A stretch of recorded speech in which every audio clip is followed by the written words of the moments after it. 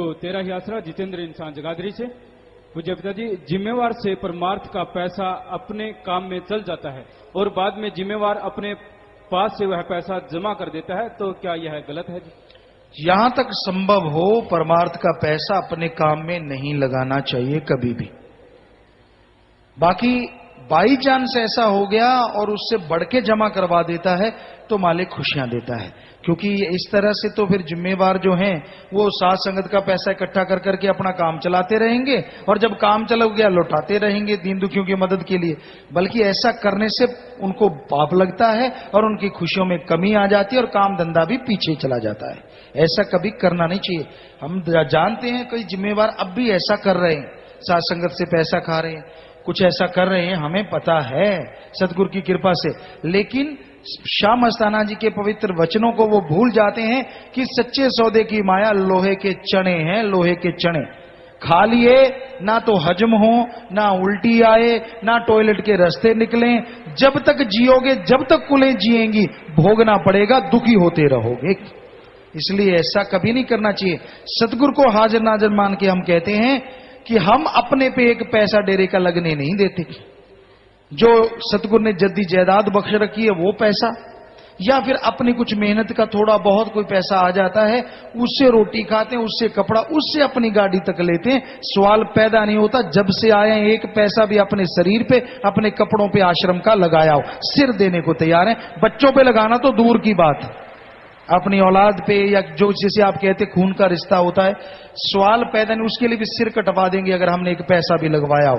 कभी किसी बच्चे पे या किसी परिवार पे या खेत पे, वहां साथ संगत कई बार सेवा कराती है, मालिक जानता है, उसी टाइम हिसाब किताब करवा के पैसे जमा करवा देते हैं। जैसे पिछली बार एलोवीरा से स्कूल के बच्चों ने या कुछ और सेवादार सतरमचारी भाई बहनों ने, शायद वहां जब हम रहे थे, स्कूल बना था, तो वहां से जो घास फूस था वो निकाल दिया खेत में से, तो उनका 60,000 रुपया हमने उसी टाइम जमा करवा दिया था। हिसाब करवा के 50 था, हमने 60 जमा करवाया था। मालिक को जान देनी है, स्टेज पे बैठ के कोई झूठ ना बोल सके, ना बोल सकता है। सो कहने को निंदक कुछ भी कहते रहे, निंदकों का मुंह थोड़े ना पकड़ लेना है। जितनी जो यहां निंदा करते हैं वो डेरे का खा खा के ही निंदा करते हैं। हकीकत ये है, उन्होंने यहां से खाया, कोई पूछता नहीं था, बिजनेस चलाया, पता नहीं था, साइकिल तक यहां से मुरम्मत कर करके दिए गए हैं, गाड़ियां तक यहां से मुरम्मत कर करके दी गई हैं। आज बातें आती हैं, खा खा के डेरे का आज बातें आती हैं, लोगों को निंदा चुगली कर करके बरगलाते हैं। सो ऐसे लोगों से सावधान रहा करो। सिर से बढ़ के कोई शर्त नहीं, हम ये देने को तैयार हैं, एक पैसा भी कभी अपने पे लगाया हो। इतनी बड़ी जमीन जायदाद है, सतगुरु ने बख्शी है उस दाता ने, और उससे ही जो पैसा आता रहा। कभी इंदिरा विकास पत्र उस टाइम में हुआ करते थे, या कोई किसान विकास पत्र, पता नहीं, जो डेरे के प्रबंधक सज्जन थे वो लगाते रहे, जमा करवाते रहे, उससे कन्वर्ट होता गया पैसा।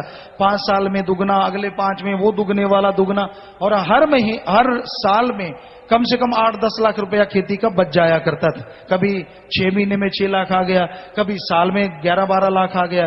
तो इस तरह से वो पैसा सारा कन्वर्ट हो के आज बच्चों के घर बने हैं, लोगों को बड़े बड़े बड़े नजर आते हैं।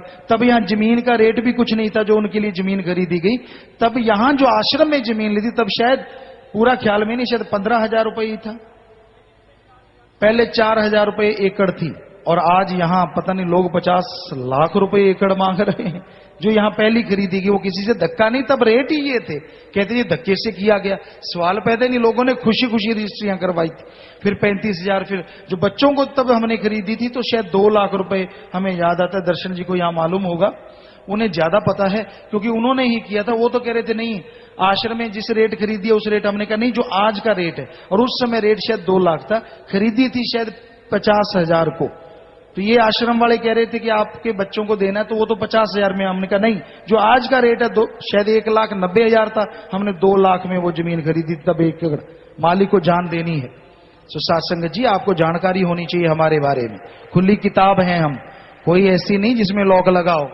सो करके खाते हैं और करने की प्रेरणा देते हैं, ठगी बेईमानी से नहीं। आज भी अपने शरीर का एक एक पल आपको लगता होगा आराम करते हैं, मालिक जानी जाने इस आश्रम के लिए ही लगा रहे हैं, और रहती जिंदगी तक लगाते रहना है। सतगुरु के लिए लगा रहे हैं और सतगुरु के लिए लगाते रहना है। हमारा अपना कोई मुद्दा नहीं है उसमें, किसी के मन में ये ख्याल आ जाए सवाल पैदा ही नहीं होता। खर्चा अगर लाख का करते हैं तो सोचते हैं कि इसके बदले में आश्रम को करोड़ रुपया आ जाए, किसी तरीके से मालिक, ताकि इस आश्रम का काम चले। यहां एक महीने में करोड़ों का तो साध संगत लंगर ही खा जाती है, जो बिल्कुल फ्री में है। तो भाई आप कैलकुलेट करके देखना। एक बार एक वकील आए थे, काफी 5-7, उन्होंने कैलकुलेट किया, कहते गुरुजी आप तो बहुत घाटे में जा रहे हो, कैसे चलता है ये आश्रम। तो भाई इस तरह अपनी मेहनत से, अपने तरीकों से कमाते हैं और लोगों का परमार्थ बनाते हैं, उनके कर्म मालिक से दुआ करके उठवाते हैं, उनका वो परमार्थ बन जाता है, उनको खुशियां मिलती हैं और आश्रम का काम चलता है। कईयों का मन जालिम है ना, क्या पता कौन सा बीड़ा उठा ले। तो इसलिए बताना, हर बात या हर कार्य जो होता है वो सतगुरु के हुक्म में और सतगुरु के लिए ही होता है। सवाल पैदा नहीं होता कोई पर्सनली काम होता हो। जी बोलिए।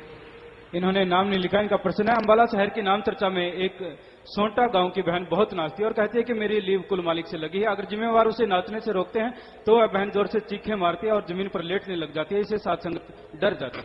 साध संगत को बिल्कुल नहीं डरना चाहिए। कोई नाचने का किसी को कोई हुक्म नहीं है, ये सब मनमता है। सतगुरु कभी हुक्म नहीं काटता, वो सृष्टि का करता धरता है। उसने जो नियम खुद बनाए वो खुद नहीं तोड़ता, तो साध संगत कैसे तोड़ सकती है। सो उसको बिठाया करें।